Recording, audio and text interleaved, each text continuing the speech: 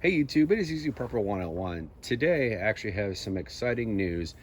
One of my awesome neighbors that I have been knowing that I've been trying to get some new rain barrels. As you can see, my dogs are in the shop. They're inspecting the work that we just did on it because our dogs love being outside with us. But as you can see, we actually have a third rain barrel, which we were actually able to find. Our local neighborhood Facebook garage sale, someone was selling this one right here for $75. And when we actually got and looked at it, it was pretty much brand new. They just left it outside. The one thing we had to use was CLR cleaners on the nozzle tips. As you can see, they're a lot more shinier than the other two.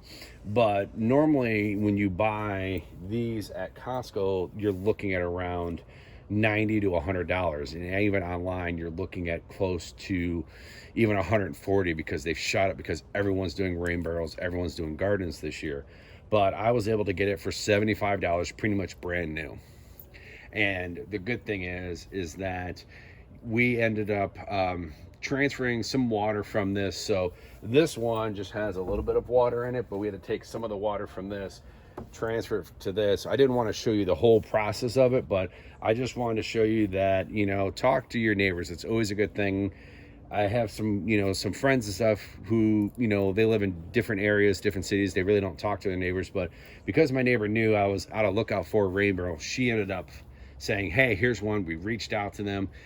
Someone else was interested, but then they fell through and we ended up getting the third rain barrel. So now we have a total of 150 gallons because just having the 100 gallons, we were kind of burning through it a little bit more, which was something we knew we were going to do. So this is what we did. We ended up daisy chaining them all to it. So I'm not going to show you that or really dive too much detail or take too much of your time, but just to saying, keep a lookout, look at your local Facebook, garage sale sites. Maybe they're having it, or just tell your neighbors or your family that you're on the lookout to try to find one, because we paid 75 bucks, which was a little bit cheaper, and I was happy to spend that. So all in all, we had to do a lot of work. We had to take the very far right one, prop that up with 2 bricks, and even put a smaller brick under it to raise it up, as you can kind of see, so it can kind of flow down. So we're expecting to get some big rainstorms tomorrow or evening, and then a little bit throughout the day on Wednesday. I'm hoping by that time these will all be filled up, because looking at the weather,